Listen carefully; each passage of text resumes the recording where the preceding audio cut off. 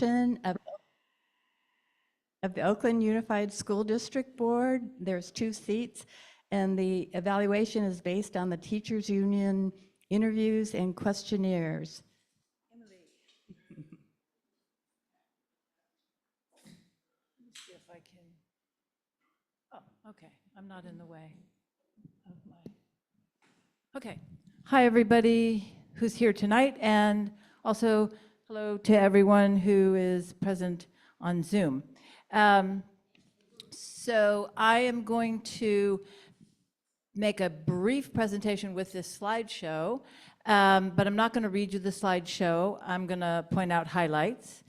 And so if it's too quick for you to read everything, you can find the slideshow, the PowerPoint, and also all the OEA interviews that our analysis is based on your links on the email that was sent to you as a reminder about this meeting that you got today.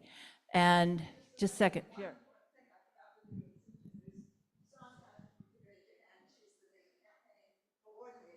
Hello, Sonia.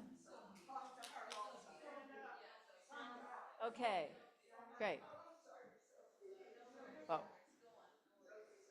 Okay. Yeah, we're going to be, so we based our analysis on the OEA interviews and written questionnaire, and in some cases, we did some follow-up interviews with the candidates. We're going to just be making recommendations tonight on districts 1 and 3. There are also, oh, can you put the next slide up, Anne? Thanks. There's also districts 5 and 7, which we will be talking about at the next endorsement meeting in, I see Millie Cleveland from way back at Fremont High. Okay, so also that if you need more time to review all these materials, the OPA vote will come out tonight, but you'll have until Tuesday to vote so you can review materials. Let's see if I can. Can I be hands-free? Okay, here we go. Okay, next slide. So the first candidate in District 1 is Rachel Latta. And Rachel is here tonight. Rachel has been in the leadership of the Equity Allies, which is an organization of parents and community members who promote equity in the schools of OUSD, where it is sorely needed. And also another thing about Rachel's background that we thought was very important is that she has been an organizer, so she has those skills and that experience. Next slide, please. So here on Rachel's strengths, the analysis was done for Rachel was done by a past president of the OEA and also one of the club members, Sharon Rose, who's also a retired teacher. And what I want to say is that they and everyone else who's met her and interviewed her on our committee has been just really impressed with Rachel. She's her knowledge and her answers are thoughtful and thorough. And of course, we would not be, of course, her values align with our Wellstone progressive values. Next slide, please. In terms of concerns and areas of growth for Rachel, there's not much to criticize, but we understand that she, as a new board member, will have a learning curve, which we feel she is up to. Next slide, please. This slide for a rumored opponent, a rumored second candidate in District 1, Benjamin Salop, but he hasn't filed papers yet. He hasn't asked us for an endorsement, so we have no information on him, and because he hasn't filed papers yet and we have no contact information for him, I believe his name will not be in the OPA vote. Is that correct, Anne? Okay, so Next slide. So moving on to District 3, Van Cedric Williams is the incumbent. And the highlights for him in the background is that he has been a classroom teacher for 24 years in San Francisco.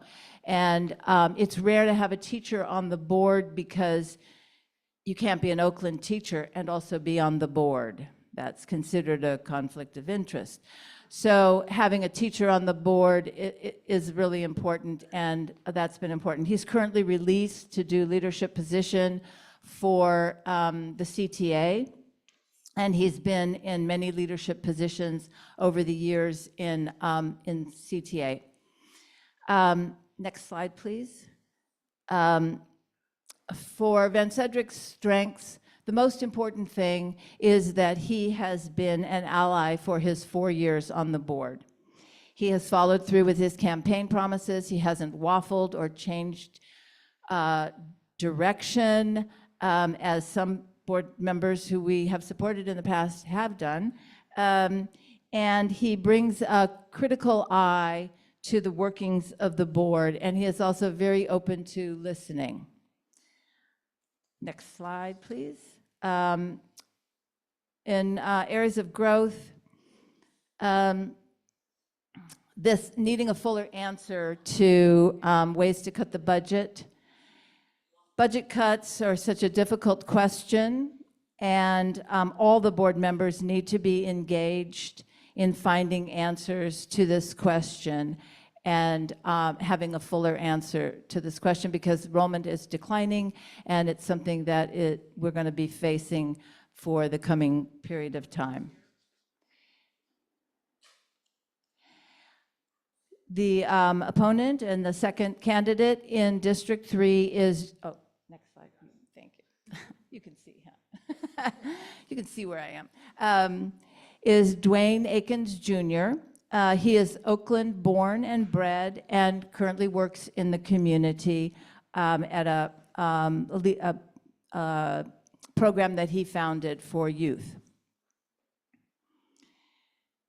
Next slide. Some of his values align with us in Wellstone. Next slide. However,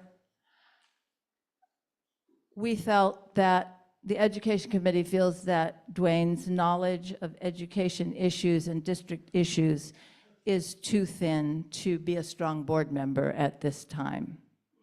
And we are also concerned about his position on vaccinations. Next slide. So the two candidates who we are recommending for endorsement by the club are District 1, Rachel Latta, and in District 3, Van Cedric Williams. And we think that early endorsement is the best way to go if we see a clear path to endorsement. In these cases, we do. Next slide. The upcoming endorsements in the education realm that will be coming to the meeting in August will be the other two OUSD districts, the Peralta trustees, and the Berkeley School Board. So I thank you very much for your time. I hope we have a few minutes for any questions, and yeah, thank you.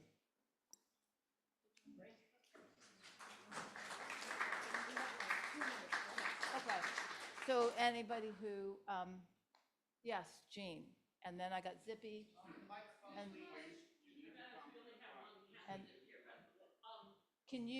if she doesn't go to the mic, can Zoom hear her? You got to go to the mic.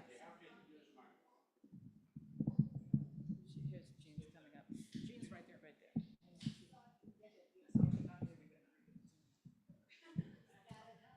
Sorry, after being a school board member for 12 years, I'm always watching the budget. Across the state, California districts are closing schools all over the state, and Oakland district is probably facing some of those same choices. So I'm interested in what your strategy will be. I also know you're going to lay off people. My daughter was laid off this year, once again, which makes it so hard to keep good teachers when you keep laying them off every year. But anyhow, I'm curious to what your strategy is going to be in terms of how you're going to deal with what really is a structural problem in the state.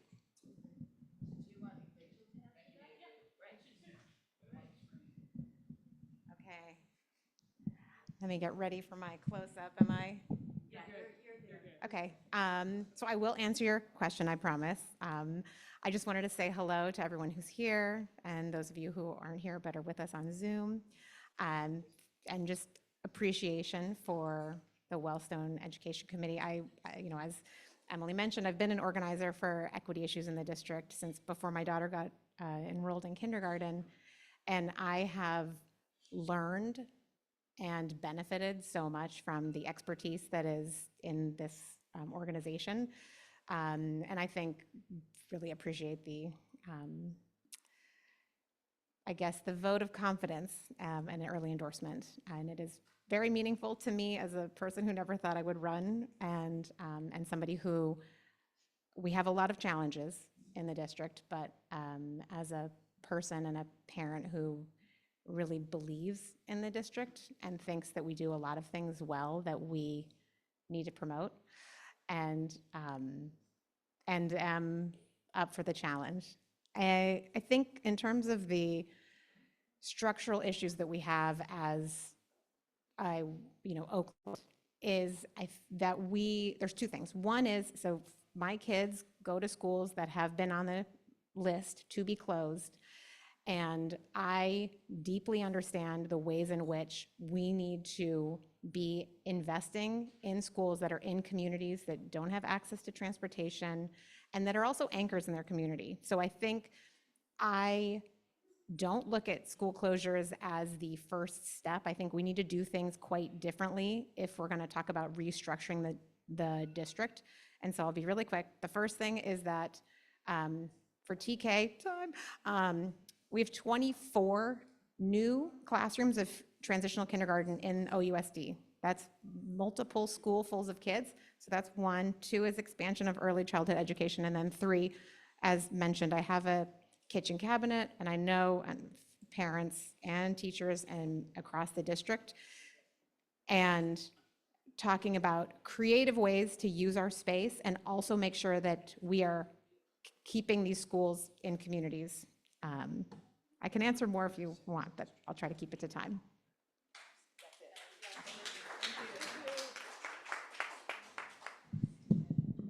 Thank you so much. We are already behind, so I'm going to ask Zippy if you can talk to Rachel after, and I'm sure Rachel is willing to answer everyone's questions later. We're going to move on now to the Berkeley Rent Board. So the Berkeley Tenant Convention is a really unique, I guess infrastructure is the right word, that we have in Berkeley. Organizations like Wellstone, like DSA, like the Green Party, like SEIU 1021, like UAW 4811, like Healthy Black Families, Friends of Adeline, and so many others, come together and evaluate every progressive pro-tenant person who wants to run for rent board.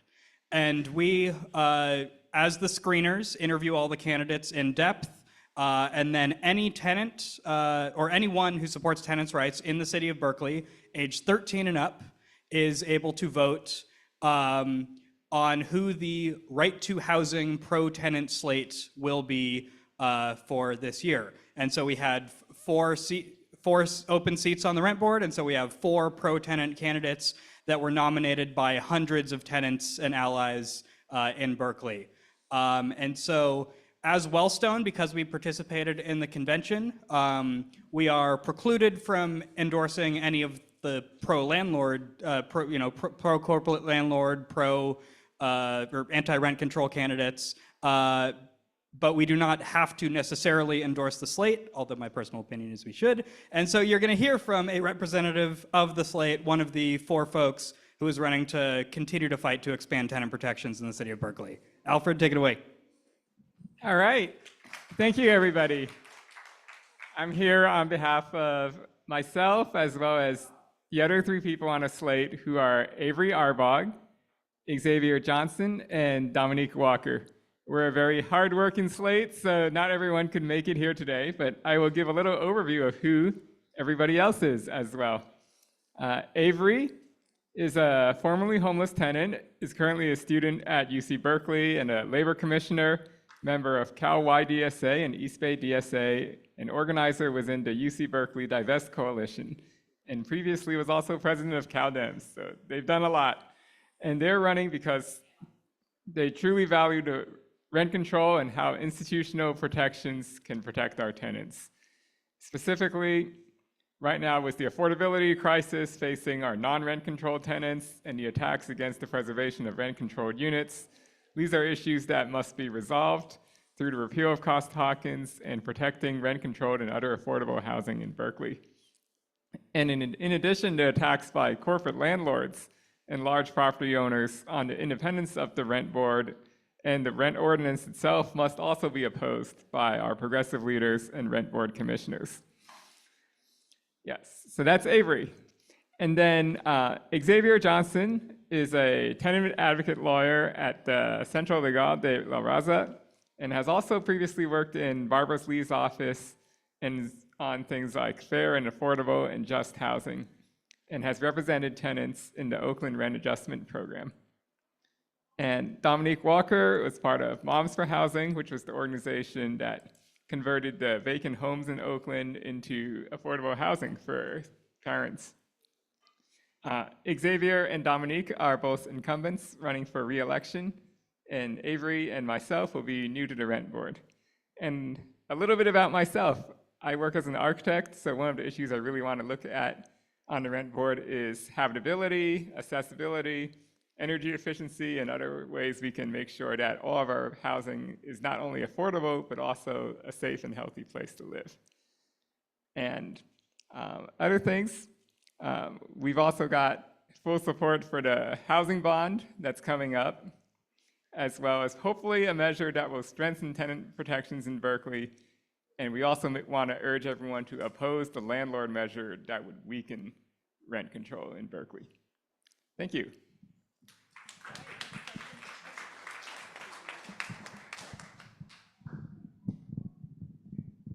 All right, and if anyone's in Berkeley, we are using the public financing matching program, so please donate. Come find me. Thank you, Alfred. I'm Ann Schwartz. I'm on the coordinating committee of the club and working with Judy Belcher to do the overall chairing today. And I want to take a little break here before we bring up the Oakland City Council races to ask you all to help put some money in those buckets. So we have to pay for this venue. It's great to meet in person, of course, and share a potluck and see each other's lovely faces right up close. But it also costs us money. So if you could put in $5, $10, please, that will help us defray these costs, and then we could use our club dues for something else.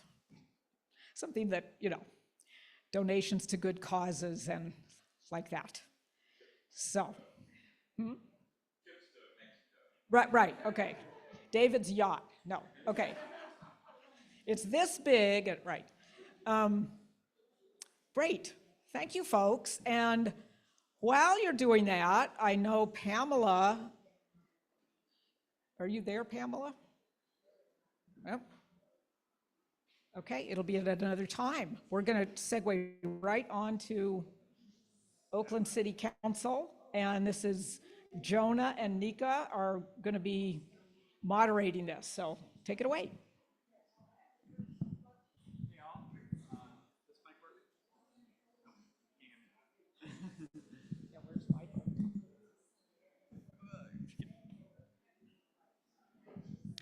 Thanks, Anne. My name's Jonah Gottlieb. I'm a member of the coordinating committee for Wellstone. This is Nikon.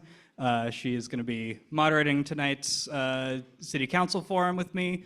So up first, we're going to bring up our one candidate for Oakland City Council at large, who is here right now, Tanya Love. It's possible that another at-large candidate will show up later in the meeting, so they'll get a chance to address the group quickly if they come later. But we're going to give Tanya a few minutes to introduce herself, and we've got a couple questions, and then we'll open it up to the audience. Yeah, you can have a seat. Michael, are these mics on? That one's fine. Is Tanya's mic on? Woohoo, yes. Amazing. Yeah, so why don't you just take 2 minutes and introduce yourself? All right. How you doing, Wellstone? Yes. My name is Tanya Love, and I am your candidate for Oakland City Council at large. So for those of you who don't know me, I'm a 28-year resident of Oakland. I've lived all over the city, from North Oakland to West Oakland, by the lake, and now in deep East Oakland.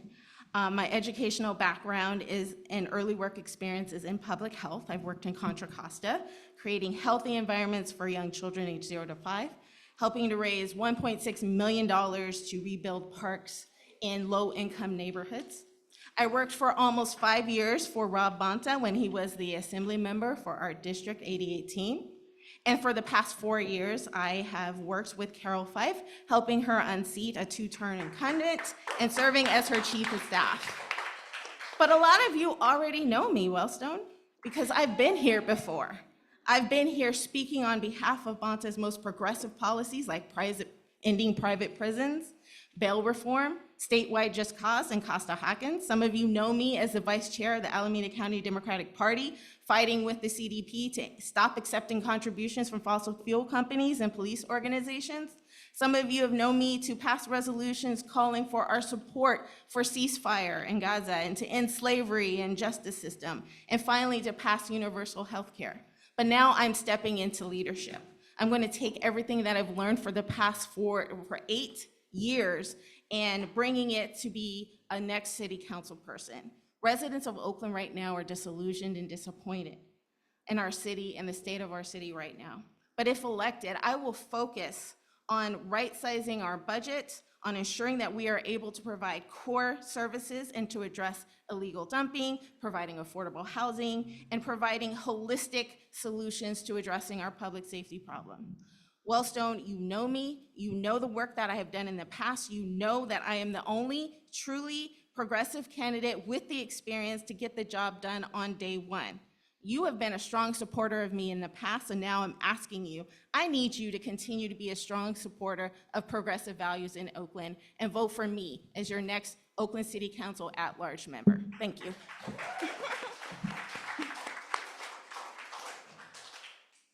Thank you.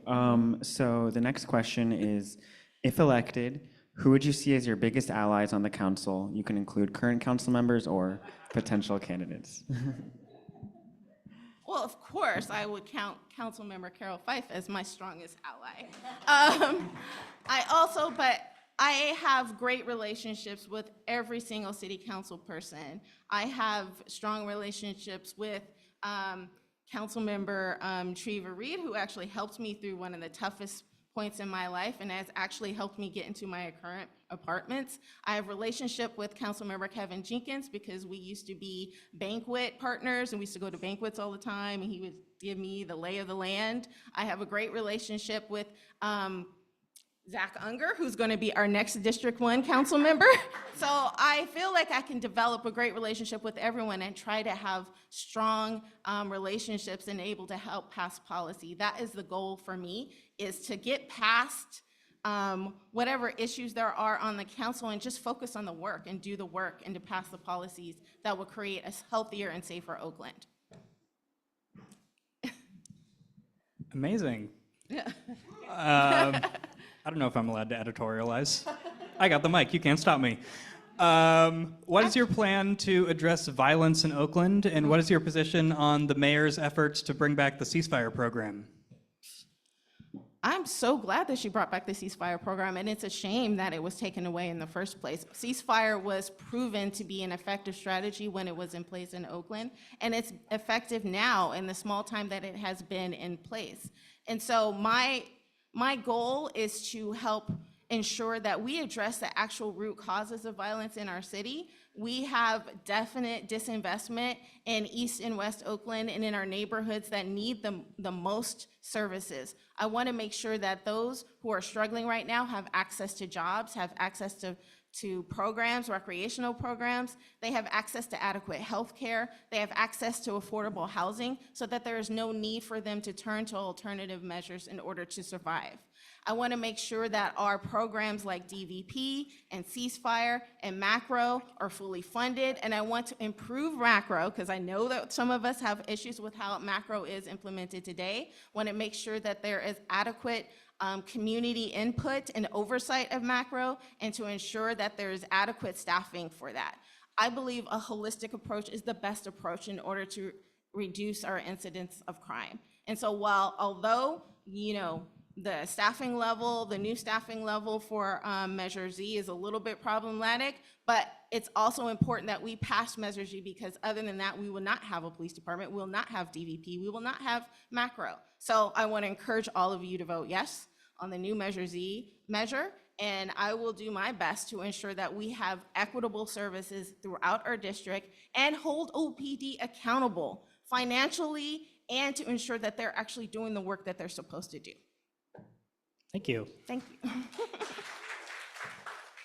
So in a moment, we're going to turn it over for a few minutes of audience questions. So if you're in the room and have a question, you can just make your way over to this corner next to Anne by the piano. And if you are on Zoom, you can start putting your question in the chat, and Anne will read those to us. But first, I've just got a few quick yes or no's. We're going to be doing this for all of our candidates today. So just raise your hand if you agree with this statement. Or Just say yes or no? yeah, yes or no, or yeah, Yeah. For if there's one candidate, yeah. Yeah. Okay. Do you support the recall of Sheng Tao? No. Do you support the recall of DA Pamela Price? No. Do you support Proposition 36, the Republican-backed effort to weaken the criminal justice reforms of Prop 47? You had me at no when you said Republican. How would you have voted on the ceasefire resolution that passed in November? Well, I vote yes on the ceasefire resolution.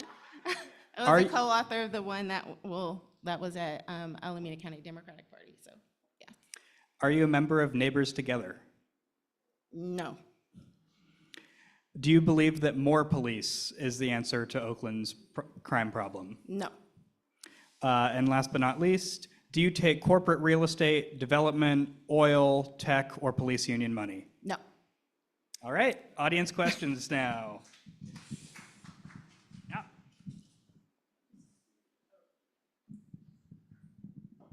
Hi, good evening. So as closer in, oh, sorry, get up here. Yeah. I see, okay. So my name's Aaron Reven. I'm a participant in the No Coal in Oakland campaign. And as everyone in the room probably knows, we have delayed that monstrosity, but we have not yet foreclosed it. We have not fully defeated it.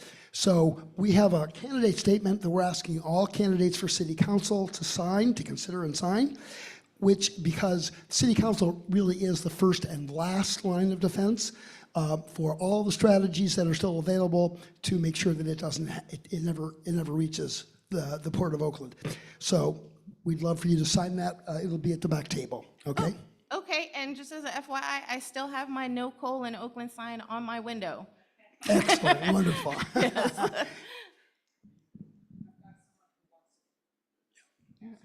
Go for it. You have to use. They're on Zoom, I believe. Oh, they're in Zoom.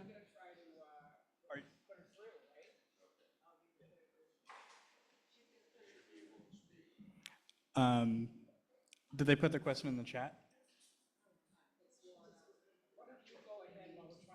Okay.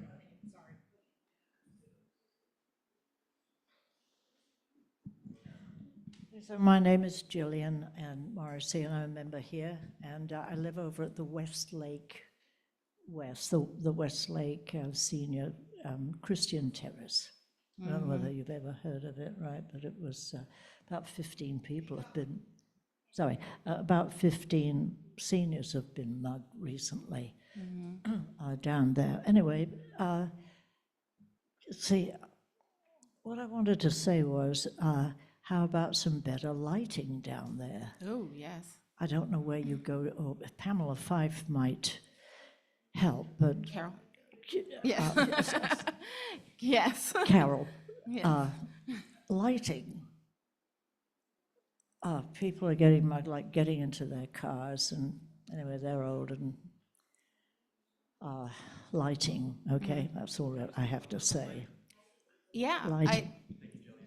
I agree with you. I think we definitely need to improve our lighting systems throughout the city of Oakland. I think that is definitely a holistic approach to addressing public safety throughout the whole city, not only near our senior centers, but also in various neighborhoods in East and West Oakland. Another strategy, especially for our business district, is to look at septet approaches to ensure that there is adequate lighting and visibility in those areas to kind of deter crime and other incidents. So, yes. So septet is an approach, I think, that's used by the police to actually assess the area where the business is to ensure that they have these types of things like adequate lighting, maybe fencing in certain areas, maybe wrought iron fences on the front of their stores at night so no one can just break in.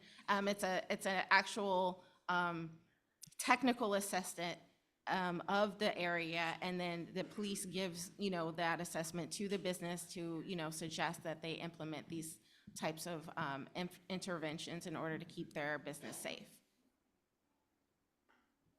I don't know what the acronym is off the top of my head. Ooh, crime prevention through environmental design. Thank you, Councilmember Fife. She's already my ally here on the council. That's proof. One from Zoom. Yeah. All right, we've got time for one more question from Zoom before we move into our next city council race. Okay.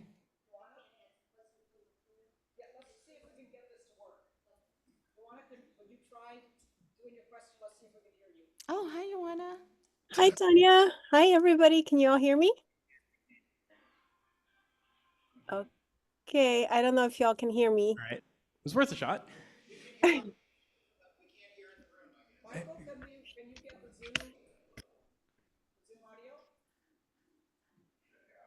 Good evening, everybody. Are you able to hear me?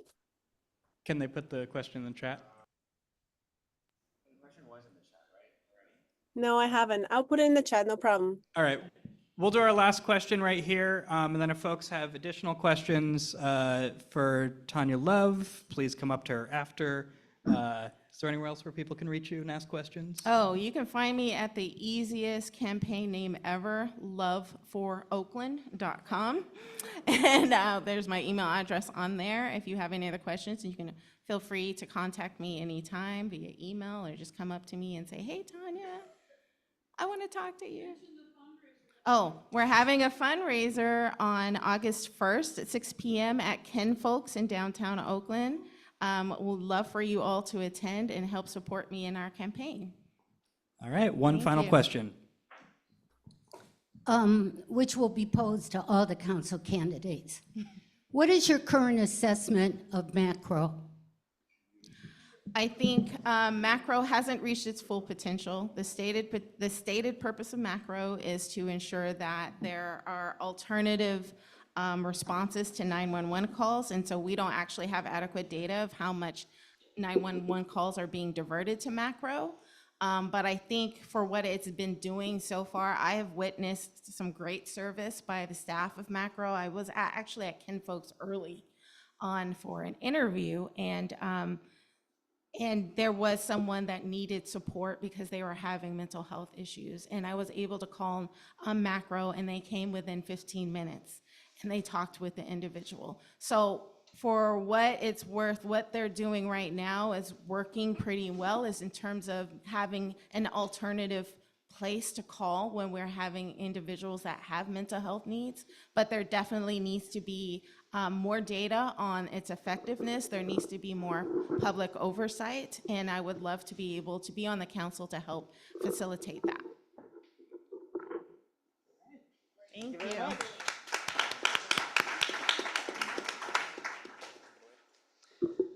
That's it? Okay.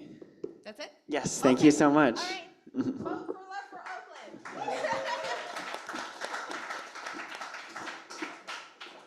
All right, so now we'll be moving on to District 1. And there are 5 total candidates who have filed. We have 2 candidates here, Zach Unger and Len Raphael. Oh, third candidate? Who's the third candidate? Sorry? Oh, Sam Donovan. All right, so do we have all of them come on here? Or wait?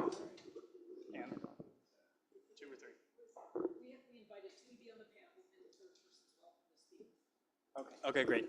Yeah, so Zach and Len can come up right now, and then Sam, we will get to you during the audience segment for time. It is also the district of residence of both moderators.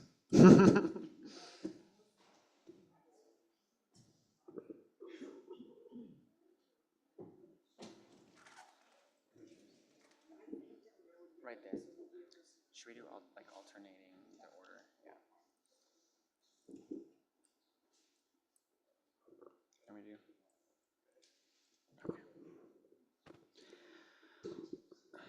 All right, so we'll have each question, have each candidate answer one at a time, and we'll alternate the order. So each of you can start with a 2-minute intro. Let's start with Zach and then go to Len. I'm Len Raphael, I'm a CPA. Last time I was before you folks, can you hear me? Yeah. It's all right. Okay, yeah. Last time I was before the Wellstone Club was 10 years ago when I ran for city auditor. And I pointed out that I was the longtime treasurer of the Police Accountability Coalition, whereas my opponent was being supported by the police. And all it took, though, was one person in the audience yelling out, "Len is anti-labor," and you endorsed my opponent. Well, fast forward, my opponent was a registered American independent right up to the day she filed. And true to form, during her tenure, she made her assistant auditor a black guy, get down on his hands and knees and remove the stains from her rug. That was documented by the East Bay Express. Anyhow, that's my background, but honestly, I'd rather be in front of a, shall we say, hostile, engaged audience than an audience of people who so often in Oakland, they pay no attention to local Oakland affairs. They can't even tell you who their council member is. That drives me nuts. I'd much rather talk in front of you folks. So thank you for having me here, and you can go ahead and use me as a voodoo doll and stick pins in me. I'm good. Hey, look, I'm one of the organizers of each of the recalls. That's how evil I am, right? I'm really evil. Yeah, okay, I know, all right. Hold it. Yeah, hey, if you have tomatoes, you can throw those too, but okay. Anyway, thank you for having me here. Okay, look, I'll just hit my 3 main points in my platform.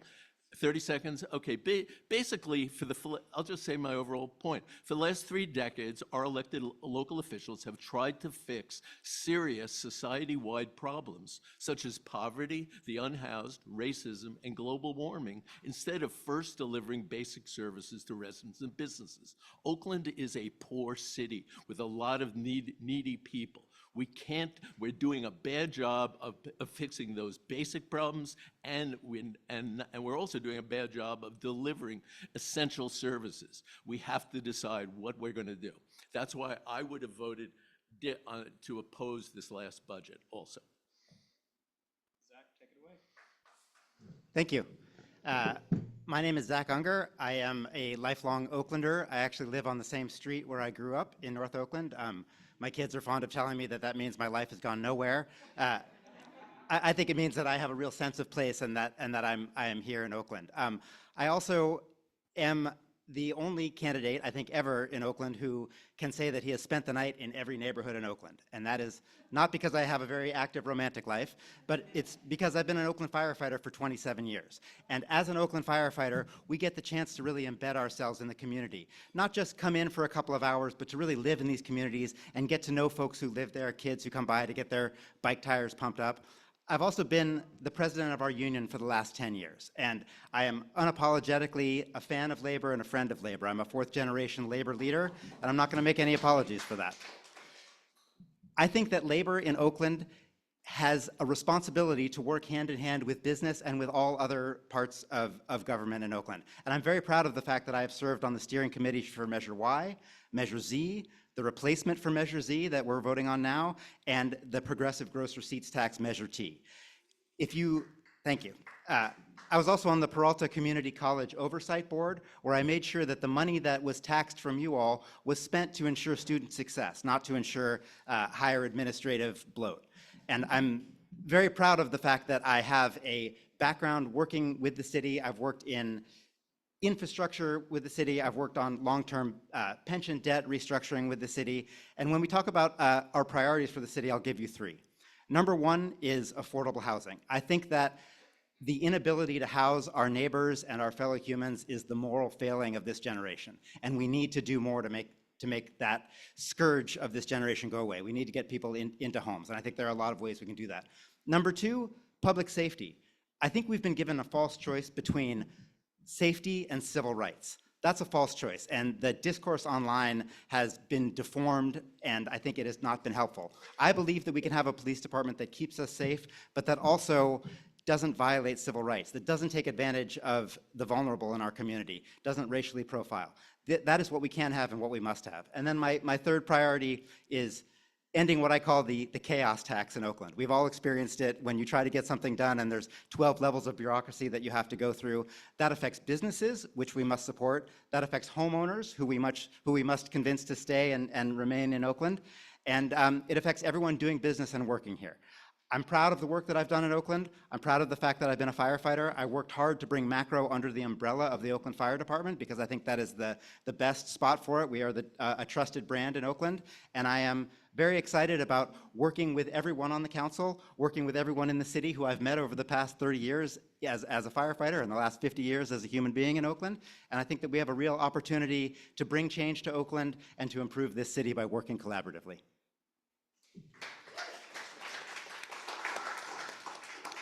Thank you both.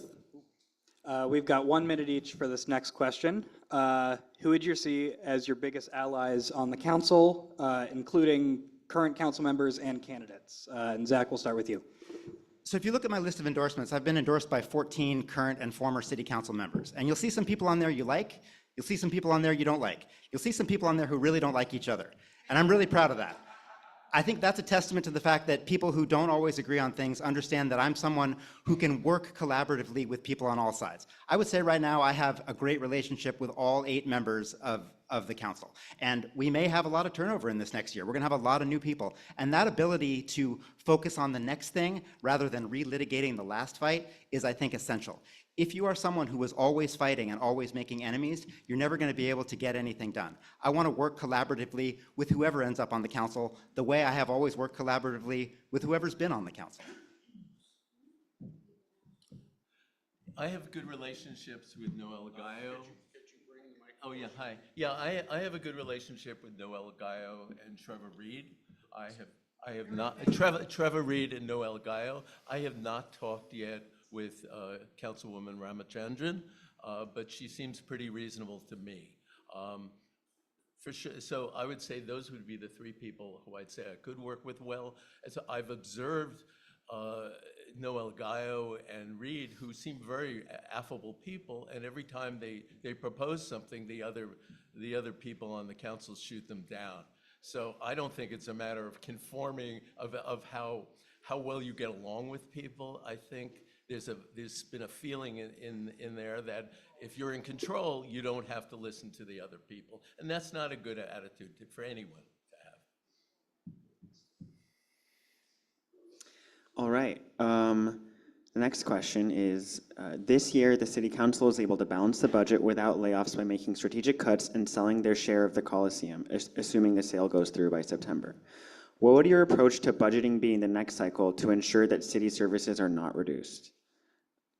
So you want to start? Yeah. And so that, Repeat that because it got a little muffled. I'll repeat that and I'll go slower. This year, the city council was able to balance the budget without layoffs by making strategic cuts and selling their share of the Coliseum, assuming the sale goes through by September.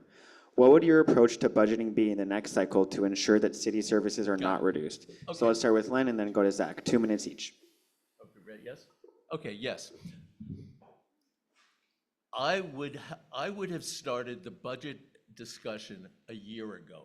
The city budget staff is extremely competent. They warned the entire council and the mayor that we were in deep, deep doo-doo in March of 2023. After the so-called balanced budget of June of 2023, again, they said this is not truly sustainable. And again, this March, they warned the whole council and the mayor and the City Budget Advisory Commission said the same thing. But the mayor didn't listen, the council didn't listen, they waited to the last minute, and they balanced it with this bullshit one-time sale, which probably might not even go through because there's remediation problems there. Okay, they should have had this discussion a long time ago. I can't tell you what I have my preferences for what the priorities should be, but they should have given everyone a chance to set the priorities and create a sustainable budget that's good for at least 5 years. And there should be a charter amendment that forces the council and the mayor to conform to the projected revenue and expenses that their own staff and the Citizens Budget Advisory Commission says. Because right now they can basically ignore the city budget staff and the advisory commission. That would prevent what happened. Well, this is an easy one. You just steal the Coliseum back and sell it again next year. We can do that over and over, right? No, I think we have a real structural deficit problem in Oakland, and we have been able to paper it over in previous years with high real estate transfer tax. But we're going to have a really serious conversation as a city about what we can afford and what we can't afford, how we bring in money and how we spend money.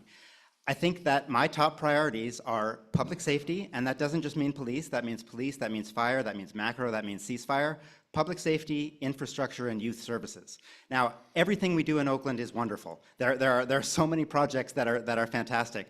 Unfortunately, I don't think we're going to be able to fund them all, and we are going to have really, really difficult discussions and really difficult decisions to be made, prioritizing public safety, infrastructure, and youth services. I'm also excited about some of the things we've done. We did pass the progressive gross receipts tax, which brought in an additional $20 million a year. Had we not had that, we would have been in even worse financial straits than we are now. I think we also need to incentivize business to come here. You know, I'm running for District 1, but I understand that downtown is one of the key financial engines of our city, and we need to make sure that businesses want to be in Oakland and want to locate in Oakland. We need to make sure that it's easy for businesses to do their work here. And I'm not saying, you know, eliminate environmental regulations or labor regulations, but eliminate a lot of the bureaucracy and the red tape that means you have to have a dozen touches with the bureaucracy in Oakland, whereas only 3 or 4 in Berkeley or Pleasanton. So we both need to look at our costs, and I have been a leader in that over the years, and as a labor person, I understand that there are tough decisions to be made. I worked on issues in the past where we reformed our pension and our retiree health care, and that wasn't easy or fun, but it was crucial and necessary. So we need to both look at our sources of revenue and the way we spend money. And this is going to require people who are able to work in community and work in collaboration to make very difficult choices.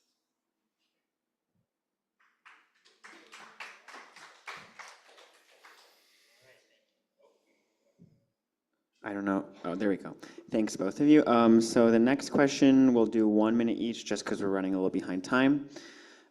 What is your plan to address violence in Oakland, and what is your position on the mayor's ceasefire program? So we'll start. What is your position on the mayor's ceasefire program? Okay. So we'll start with Zach. Okay, I'll answer that. We'll start with Zach, just so, Zach? yeah, switching order. Okay. Ceasefire works. Ceasefire works. It's that simple. When we got rid of ceasefire, violence and murder went up. When we brought it back, violence and murder went down. This is clear evidence that ceasefire works and we need to keep funding it. I very much believe in public safety, but I also believe that public safety is not one thing. When you go to the emergency room, you're not just seen by a doctor, you're seen by a doctor and a nurse and a respiratory therapist and a phlebotomist. The approach to violence prevention and ending violence in Oakland needs to be similar. We need to have police who are constitutionally trained. We need to have ceasefire. We need to have macro. We need to have diversion programs. And essentially, we cannot believe that we're going to simply arrest our way out of this problem. We must have alternatives for young folks, including apprenticeship programs, job programs, and continuation programs to create alternatives for folks. So I am by no means someone who believes in defunding the police. I think we can both fund the police and reform the police simultaneously. Those ideas are not in opposition. I'm actually surprisingly closer to Zach than I would have thought. That's interesting. The difference between us might be that I would say most of the anti-violence programs we have are, other than ceasefire, are unproven at best. There simply is. I've been told there might not even be a way to evaluate a program that prevents violence, because how do you know that it really prevented? But the point is, I think most of that money would be better spent on even some of the programs Zach was talking about, after school programs, preschool, job training, and all that. So that's kind of my point. And as far as, and I like to think of Fannie Willis when in an interview, she said, look, the first responsibility of the state is to protect all of its residents. Now, how you protect them, of course, is subject to debate. My feeling is trying to go for fixing the underlying causes of crime is going to take a lifetime, and we need something now and long range. All right, we're going to go to audience questions in a moment. Before that, we're going to hear from our other candidate there, Sam Gondelman. But before that, we're going to do the hand raising. So if you agree with the statement, raise your hand. Do you support the recall of Sheng Tao? Do you support the recall of Pamela Price? Do you support Prop 36, the Republican-backed effort to weaken the criminal justice reforms of Prop 47?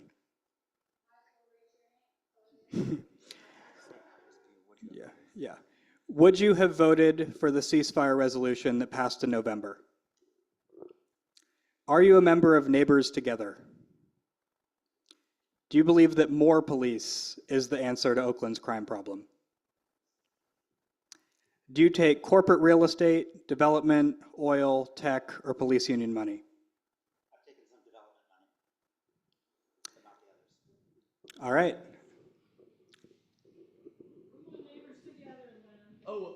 No, I'm not a member of Neighbors Together. What was the other question you asked? What's that? No, I'm not a member of the Neighbors Together.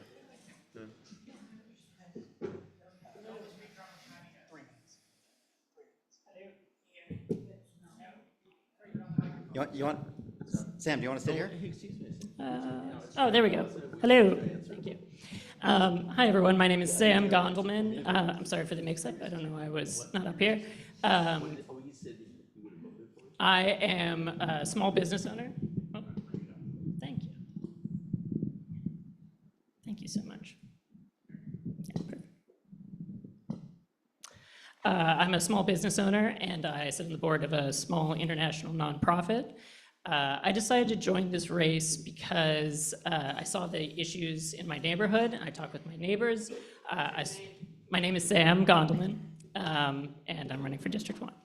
I decided to join because I'm passionate about solving these issues. So my main focus is housing. So when we talk about housing, it's one thing to say, I support affordable housing. It's another thing to talk about evidence-backed approaches that have worked in other cities to actually bring down the cost of living and get more people housed.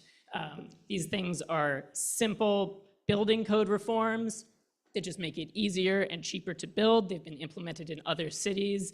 They work. I'm a huge proponent of all of these things, common sense reforms that I've spoken with experts about, things like single stair reform, single lane ingress and egress, removing parking minimums, reducing setbacks, increasing height restrictions, upzoning. There's a long list of things that we can do that can be implemented very quickly and have been shown to have a great impact on the construction of affordable housing by bringing down costs. In addition to that, these things have a huge impact on the other issues that we talk about. Public safety, the environment, homelessness are all affected by our high cost of living, which is driven by our lack of housing supply. Earlier it was mentioned declining school enrollments. Again, if families can't afford to live here, that's why people are leaving. We simply have to build a ton more housing, and it can be done very quickly and easily by enabling it. I want to thank you for having me. I'm currently, like these guys, probably collecting nominating signatures to appear on the ballot. So if you'd be willing to sign, you could talk to me after. Yeah, thank you so much.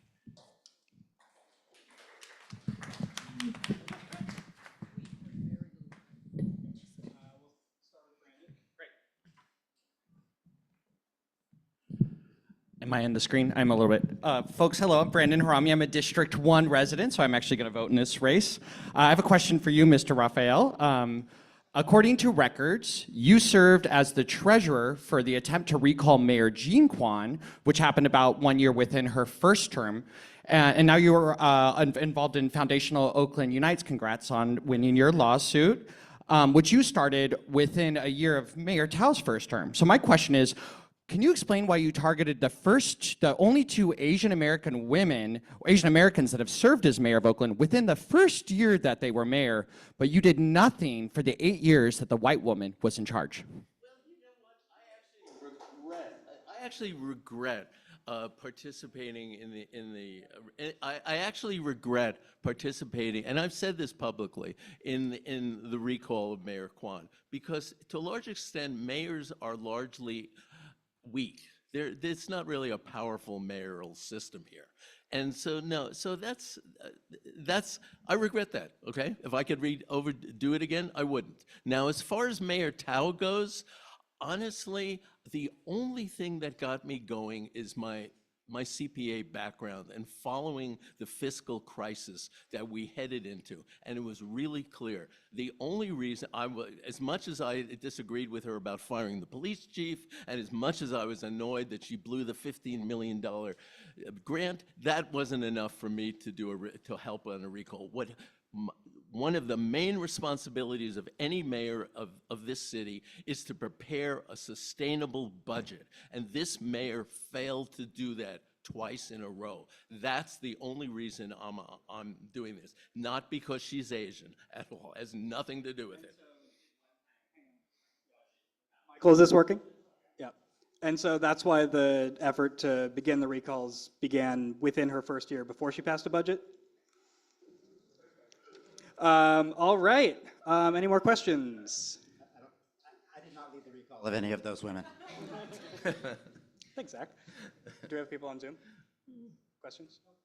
All right. Thank you to all three of the candidates.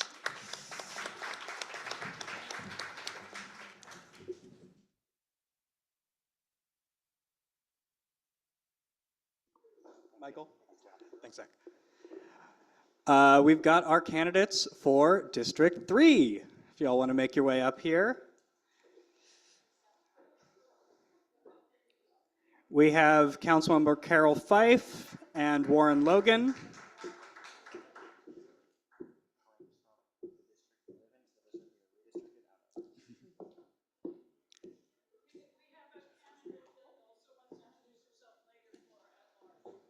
Okay. Yeah. It's on the agenda. It's on the agenda. It's on the agenda. It's on the agenda. Oh, it's on the agenda? Yep. Not I know. Yep. He's got you on the agenda for later.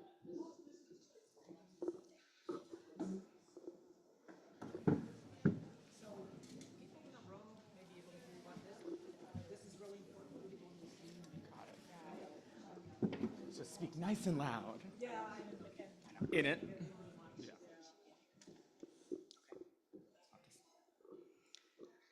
All right. Thank you both for joining us today. We'll start with 2 minutes each. If you just want to introduce yourselves, talk a little bit about who you are, what you've done, why you're running. We'll start with Councilmember Fife. Thank you. Hello, everyone. Hello, Wellstone. My name is Carol Fife, and I am the elected representative for Oakland's District 3. As Chief of Staff Love stated earlier, I defeated a 2-term incumbent because the residents of my district wanted to see a change, a transformational change in the principal ways that we operate as government in the city of Oakland. So I'm here asking for your support to continue that transformation because, quite frankly, in the midst of all of the chaos that has been Oakland over the last few years, I feel that I've made significant progress. And despite the COVID-19 pandemic and all of the other challenges that we've experienced, I've been able to maintain professional sports in the district. I've been able to repave streets and expedite things that wouldn't have taken place without my leadership. I've also worked to bridge the relationships between unlikely partners and a host of other things as my leadership has grown in the district. I'm not new to the district. I've been an organizer in Oakland for almost 3 decades, and much of that has been with the support of people in this room. So I am proud of what I've accomplished to date, and I just need another term so I can put some finishing touches on some amazing and beautiful things, some of which have been mentioned today already, but I hope to get into more of that conversation with you all here today. Every election cycle, people say that this is the most important election of all time, but we can literally see how what is happening at the national level is trickling down to the local level. The attacks that happened on January 6th are not that far away from occurring right here in the city of Oakland. This right-wing takeover have been witnessed by individuals who are literally physically trying to ambush and attack me at City Hall on a regular basis. Many of them are part of these recall efforts. And over the next few weeks, you'll see how all of these different individuals are connected. So if we think the national fight is important, we've got to understand that all politics are local. And I'm looking for your support to continue the fight in 2024. Thank you.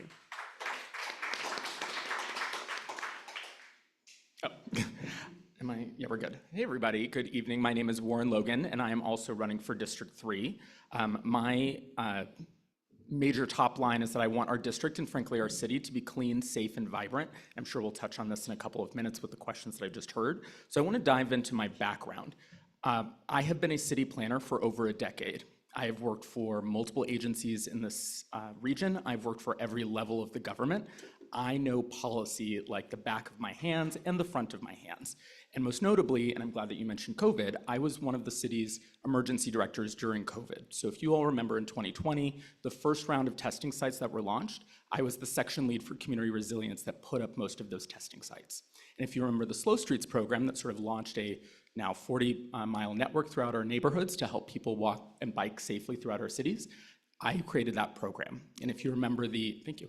And if you remember the Flex Streets program, where we helped, I would hope, save a number of businesses during COVID with our parklets, thank you, and outdoor merchant activities, I also wrote that program. So I'm very, very proud of the work that I've done for the city, especially at a time in crisis. I am very happy that Carol is also here. I want to flag that I don't appreciate the attacks that you've been getting, and I want everyone to be clear that I am not one of those people. Lastly, though, I want to also share that I have enjoyed working with Carol. Thank you, Tanya, for mentioning the community-driven transportation projects. I think one of the things that we have had together is a very solid relationship on transportation. So moving forward, I just want to set a tone that I like the woman who's sitting next to me. So thank you again, and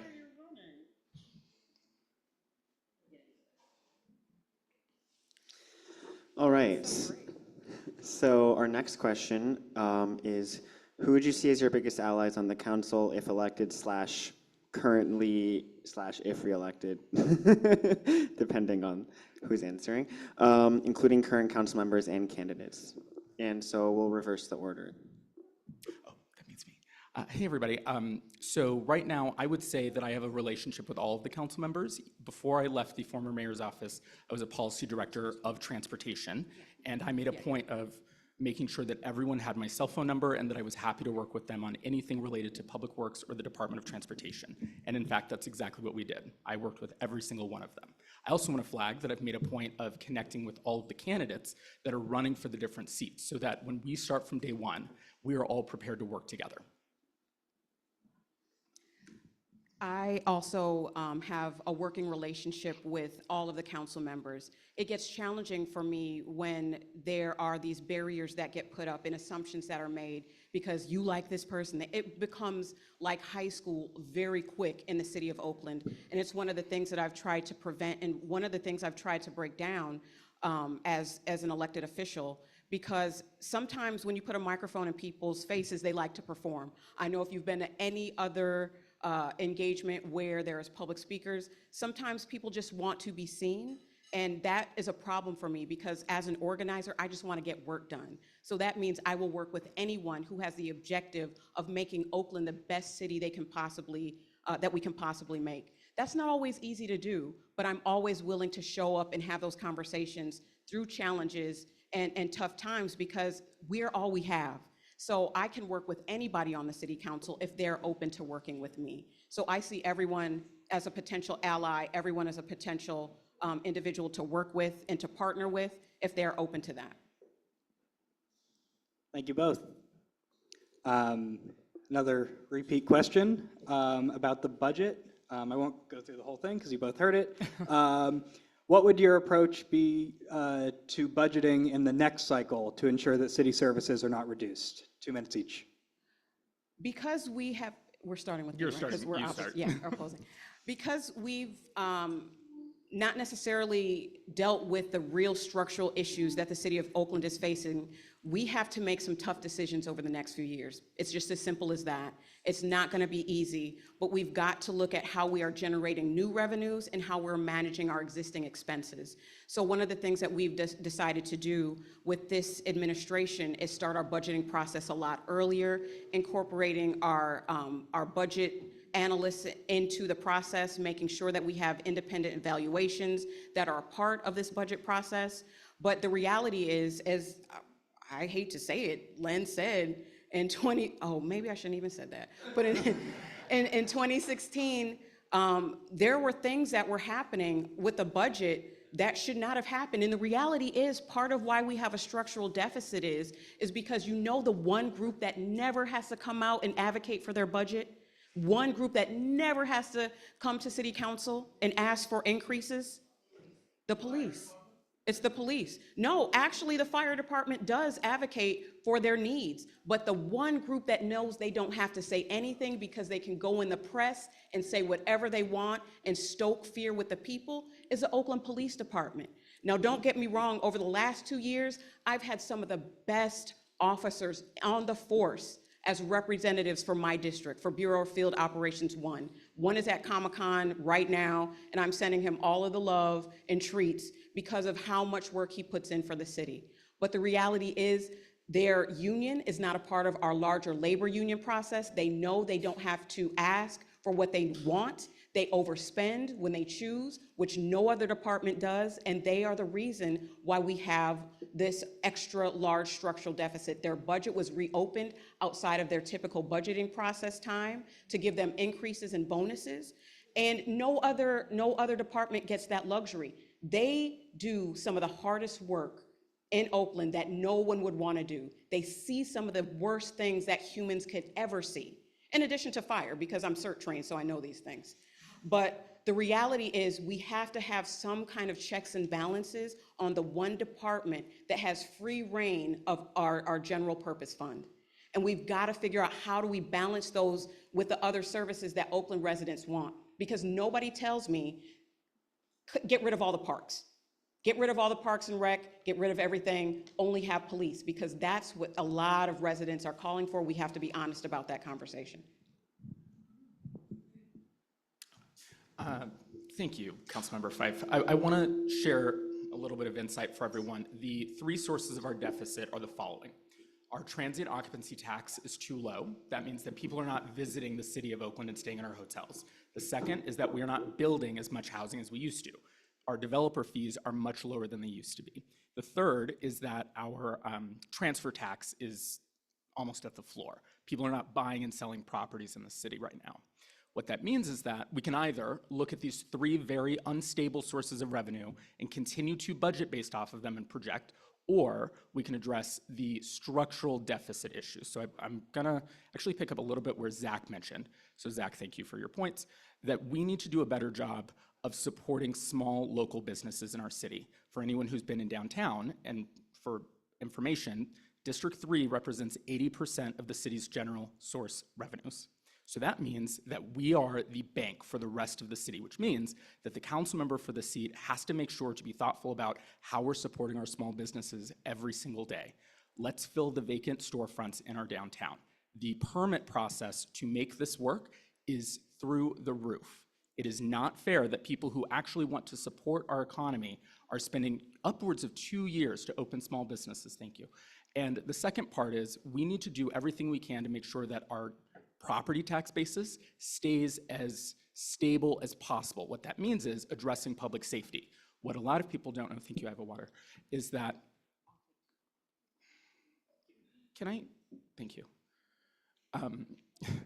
So we also need to make sure that our property tax basis stays stable. So focusing on public safety is going to be incredibly important. However we address it, and again, I know that there are plenty of debates about police and about activations in public safety. All of that is on the table. But I want to flag for all of you that the council passes the budget. So I'm glad that Councilmember Fife brought up that one of the major sources of our funding going out of the window is the budget for police. But the people who pass that budget are city council. It is not an accident that that happened. So I look to you, Councilmember Fife, to understand how it is that with the majority that you have on the council, you chose to pass a budget with the increases that we saw. It's completely irresponsible to suggest that the city council has any control over the overspending from the Oakland Police Department. The city council in our charter has the strict authority to address the budget. Are there rules to how we engage? Councilmember, go ahead. Okay. 30 seconds. So the city council has no authority over the overspending that the Oakland Police Department does every single year when they go over for their overtime. What we can do is potentially try to right size by increasing their budget to maybe identify how they might go over in any particular year, but that is, it's like Russian roulette. It's like, what are we going to budget? And what do our residents want us to take from? Because in order to have a balanced budget, you have to take from some place to replace it in another. And so what I'm hearing from my residents is they do want robust parks. They do want libraries funded. They do want a host of services while they're asking for public safety. And I'm also hearing from my businesses, particularly in my business corridors, that when they do call the police tell them what they can't do. So it's very difficult. I heard from years of serving in the city that some of the police used to do target practice with Mayor Kwan's picture, right? I've heard stories from the police that they will not listen to anyone. So it's very difficult when they are willingly going on Fox News and saying what the city council won't allow them to do in order to stoke fears and demand that the people ask for more while they're providing less services. I'm not making these stories up. I'm hearing from my constituents about what the police are not doing when they show up, that they're sitting in their cars or maybe calling six additional officer squad cars to come and address one situation. I saw it happen this weekend. I think we need strong leadership at the police department. I'm hoping that we have that in our new chief, and I'm here to support him 100% of the way. But to suggest that somehow that the city council can control overspending with overtime is just a fallacy, and it's not true. Thank you. So thank you for that. I just want to respond though, because wonderful. Yeah, so the next question is, what is your plan to address violence in Oakland, and what's your position on the mayor's ceasefire program? Wonderful, thank you so much. And Warren, you'll get to start. Yeah, I I support the Mayor's Ceasefire Program. I've supported it the whole time that it's been in effect. I think it works, and again, Zach, thanks for pointing that out. I also think that our city needs to focus on activating our public spaces. As a transportation planner, I created most of the public space activation programs during COVID, and I'm very proud of that. And it works. It works really well when people are near other people.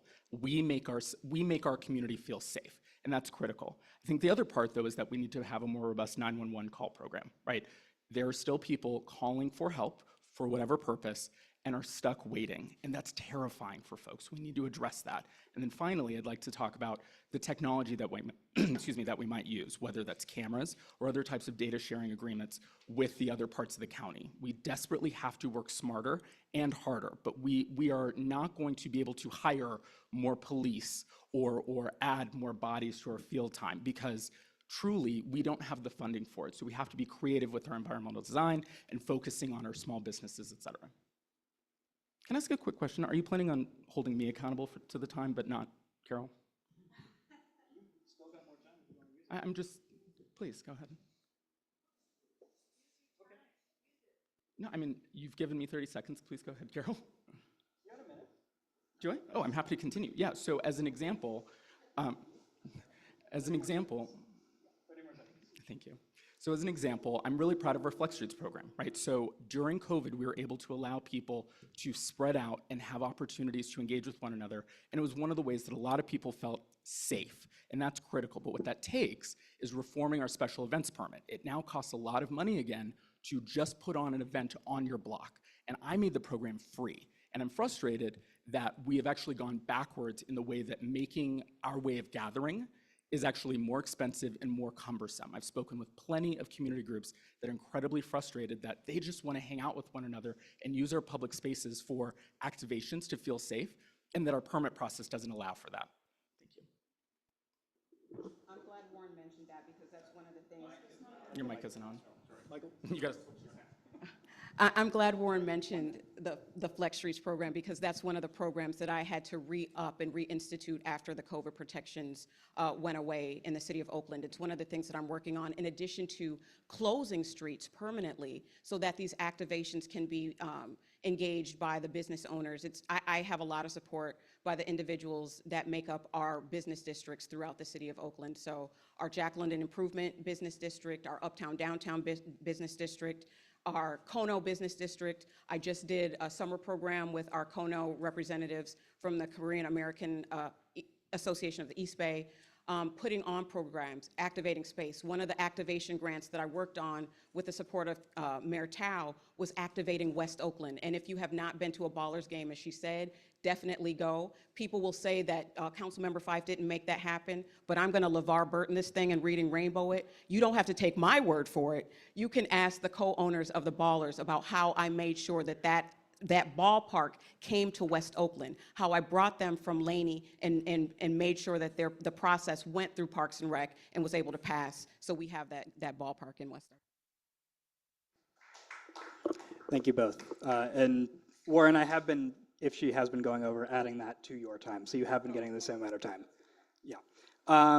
This is our last question before we go to the hand raising and then audience questions. So if audience, you have questions, you can start making your way over here or putting your questions in the Zoom chat.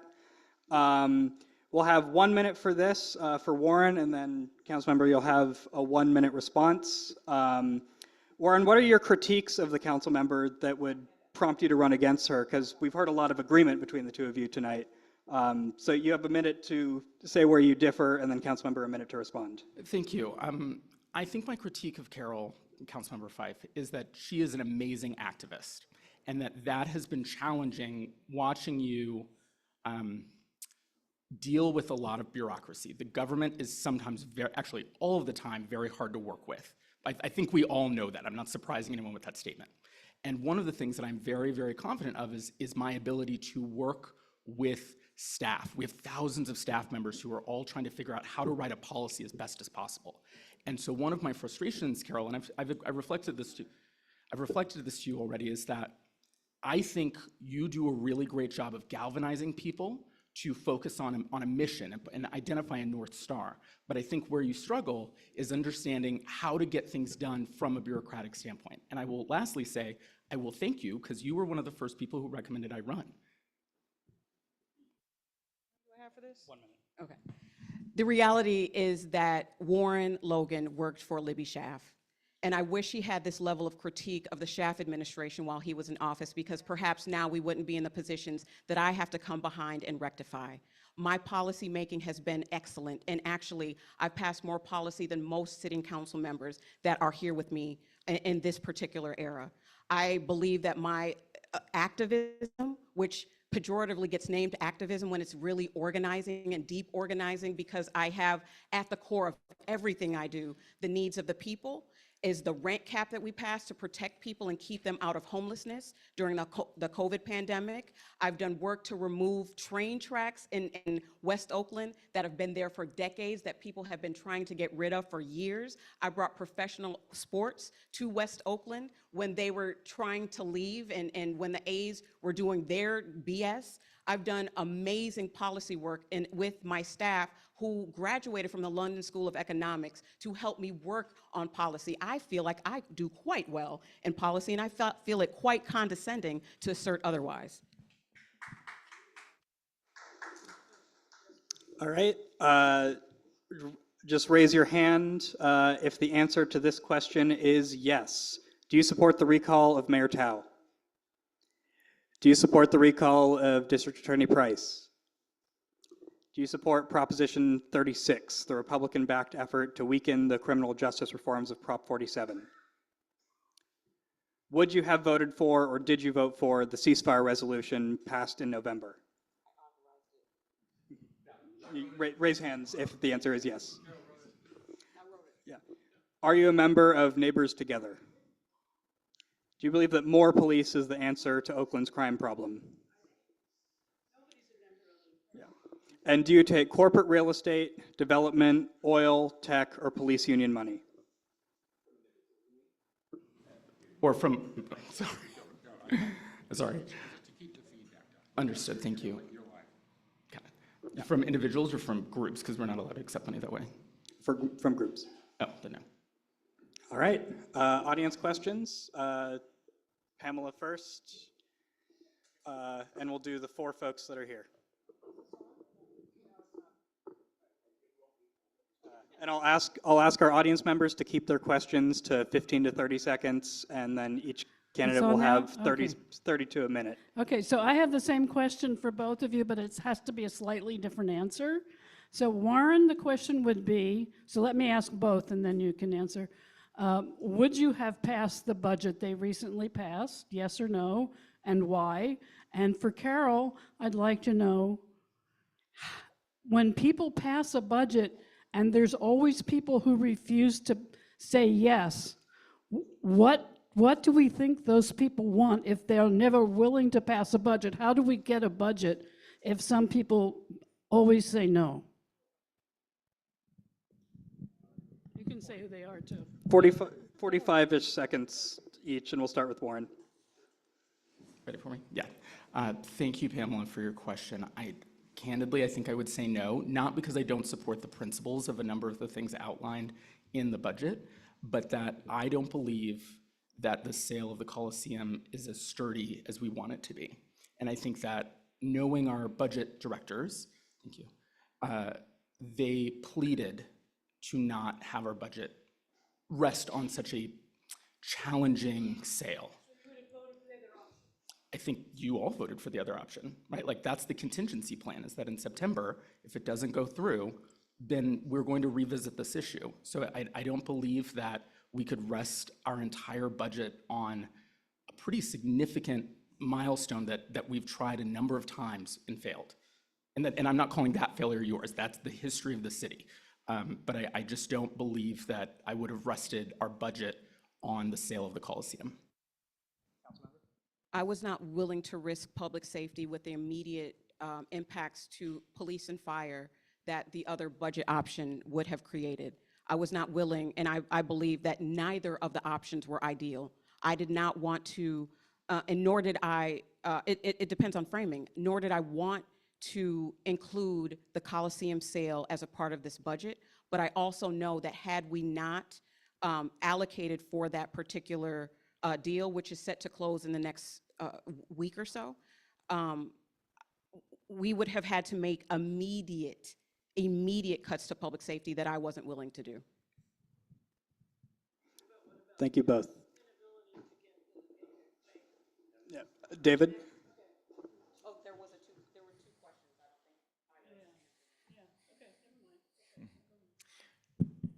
don't think. The question I have is for you, what policies, votes, other than the one that was just mentioned, would you say that the incumbent got wrong? Well, I think that she was wrong on trying to defund the police. You voted to try and defund the police, and I think you're wrong for that. Okay, I mean, we can go. Can you elaborate? Sorry, that's my answer, that I don't believe that you were right in trying to pass a budget that tried to defund the police. Y'all know that didn't happen, right? Yeah. Okay, all right. None. I don't know. I would clarify if I knew what he was talking about. I know that's one of the right-wing talking points that we hear often in the police from OPD, but that never happened. And it's something, it's misinformation that is perpetuated by a certain group in Oakland.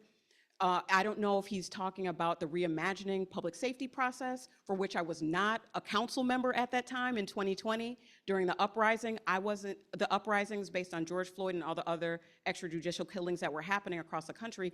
I wasn't a council member. I was deeply stoked in how do we create affordable, accessible housing in the city of Oakland as a director for ACE Oakland.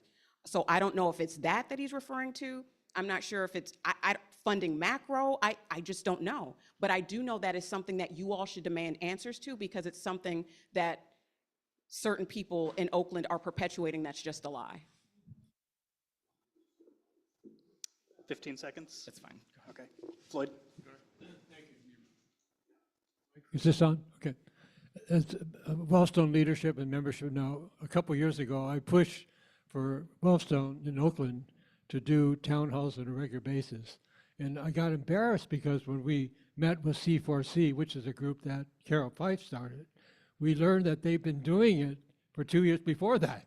So it's nothing new. In other words, from the time she got elected, every single Saturday, she had people out canvassing the neighborhoods to bring people to town halls. Town halls are the basis of democracy in Oakland. So Carol Fife is the strongest grassroots candidate that's ever run in the city of Oakland. It would be a shame to not reelect her. So I want to ask Carol, what did you learn from those town halls? I learned that there are a number of people that are far more progressives than you would understand watching the news in Oakland. There are people who truly care about their neighbors, that care about the conditions in Oakland, that don't think giving 80–90% of our budget to the police is the way to create safety. There are so many people, new and long-standing Oakland residents, who want to create an Oakland that works for everyone. That is what I'm deeply steeped in. That is what I've been fighting for. And as much as people try to diminish my work, my policy work, as well as my grassroots organizing, it is what residents of Oakland want. It is how we transform our city from being something that has been held by neoliberals and uplifted by what we're seeing now pushing in from San Francisco, these tech millionaires and billionaires. What I've learned on the ground is that people still care about their communities and want to love and live in Oakland, and I'm gonna fight to make that Oakland a reality for everybody. Hello, my name is David Peters, and I am laser focused on one thing. It's slowing down the disappearance of Black people in Oakland. And I'm wondering, are there Black people in Wellstone? Because I don't see too many disappearing all out of these places. And so, by way of background, you know, I grew up here in Oakland. I'm a third generation West Oakland. There was a large extended Black family, and I'm the last one remaining. Everybody's been displaced. Most recently, my mother's lived here over 75 years, and she can't afford to pay her parcel taxes. All those little 20 things that we see on our property tax bill is why she can't stay here. She can afford her Proposition 13 property tax base, but it's the things that we have voted to add on are the problem. And so I just want to comment about the Coliseum sale.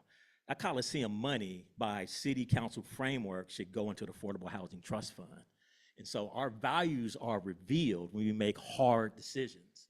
And this council made a hard decision to take that money away from affordable housing and give it to the police. I do have a question. And so in that context, in a context where only 45% of people in Oakland, property owners, are carrying 100% of the parcel tax burden, why are we continuing to pass laws? Why do we continue to choose ad valorem property taxes that displace people like my mom instead of parcel taxes that can escape?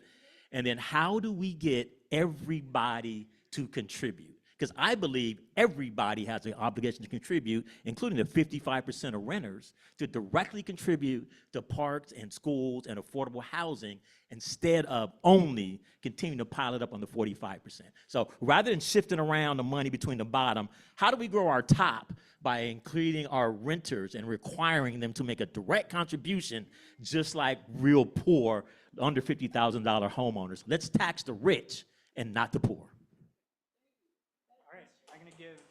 So my question wasn't clear. How do we get renters to contribute to our property, to our budget? They get a pass right now. I'm going to give each of you a minute for a closing statement, and you can include thoughts on tax policy and answering his question within that. And Councilmember, I'll start with you.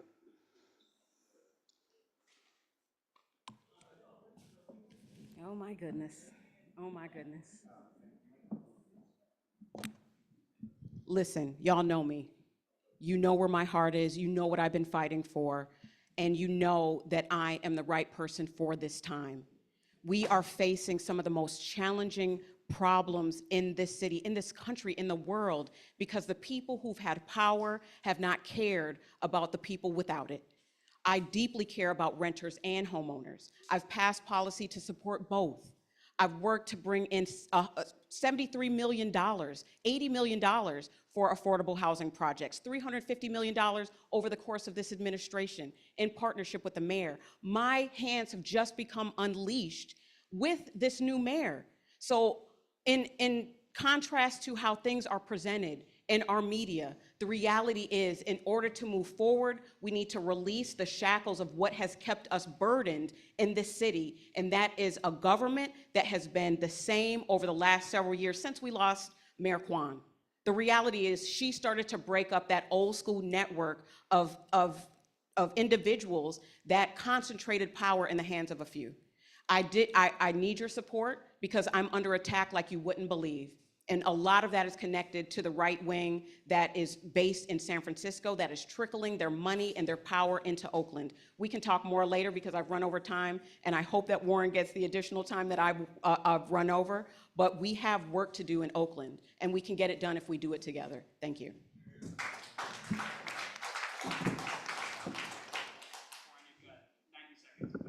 Thank you.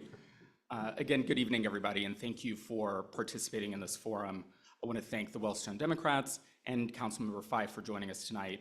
I want to remind everyone that I am not a right-wing millionaire in San Francisco. Maybe that's obvious. I could only imagine what millions of dollars might look like. To remind folks, I have worked for the government for the past 15 years as a transportation planner. I design bikeways. I design plazas, thank you. I work really, really hard to make sure that your government works properly. And I know that all of you really care about that. Sometimes the details are really, really challenging. And that's what I'm running on, is understanding the minutia of our government so that when you say, how do I get from A to B to C to D, that I'm able to get us there quickly. I'm glad that Councilmember Fife mentioned that she's unshackled by a new mayor. But I want to flag for you all a question that came up earlier, which is, what happens if the mayor changes? What happens if the council changes? I'm able to work with anybody. And I think that one of the things that I've heard from Councilmember herself is that she struggles sometimes to work with people she disagrees with. And that is just a challenge, right? So with that, thank you. Thank you both very much. Councilmember Warren, thank you very much. Thank you, Warren. I also want to thank Nikon for helping moderate tonight. We have, yeah, I got it. Yeah. All right, we have two candidates for at-large who are not here earlier, so we're going to give them each 90 seconds to introduce themselves. We're running short on time, so I apologize, we can't give you more. And then I encourage everyone to talk to them after if you have additional questions for them. We've got announcements at the end. Yeah, so our two folks, if you want to come up and introduce yourself.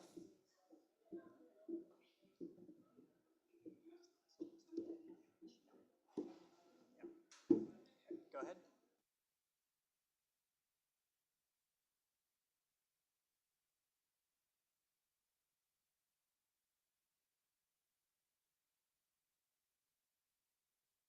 Hello.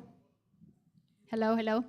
Hi, my name is Kanitha Matori, and some of you might know me from Spice Monkey Restaurant and Bar in downtown Oakland.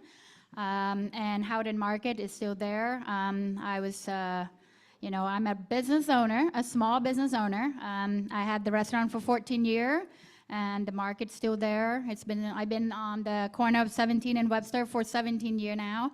I'm a frustrated business owner, and I think it is time that the council seat have a business representative. Safety is number one. I feel that, I came from Cambodia. I came here from political asylum. Both of my parents was activists. My mom fought for abortion right. My dad did human right, and we came here on political asylum. And so for me, I never woke up and said I'm aspired to run for political office. I love feeding people and entertain, and that's what I've been doing. I went to San Francisco State studying finance, but I think it's time that we prioritize. So my top three would be focusing on restoring safety and revitalizing local economy as a small business. I know that we are very important to Oakland, and I'm so glad to hear tonight that so many focus on small business. And we are kind of like a dying breed. It's impossible to operate anything here. And my second would be restoring connection through our community, reconnecting. Thank you so much for having me here. Appreciate you guys. Thank you.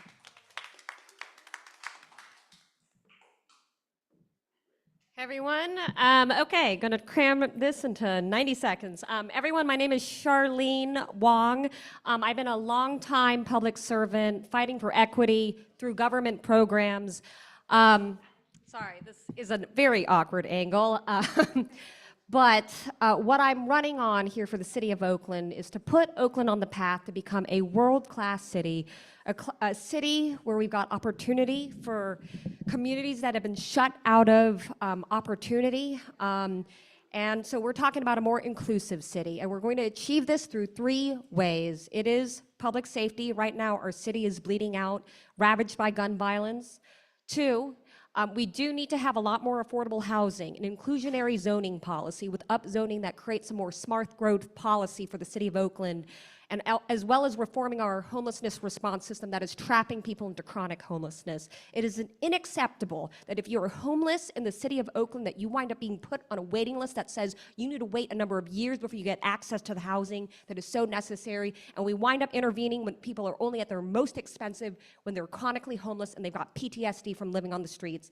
And finally, I'm running on inclusive economic development for the city of Oakland. This is the only way we're going to grow the tax base and fund all the social services that we so desperately need here in the city of Oakland. This is through bringing green manufacturing jobs, a Green New Deal to Oakland, as well as creating cultural districts throughout Oakland that not only create opportunity by making it easier to own small businesses, but also co-locate affordable housing through community land trusts. I don't have much time left. The one thing I'll just mention is, unfortunately, since I work at the EPA, I mentioned I'm a longtime public servant. I work on civil rights and environmental justice at the EPA. I come here not seeking the endorsement from the Democratic Club, as I'm unable to, but I just come here to share my thoughts, why I'm running, as well as to ask that, if you can, don't make an endorsement for anybody. That way, Anyways, yes, you get it. Thank you so much.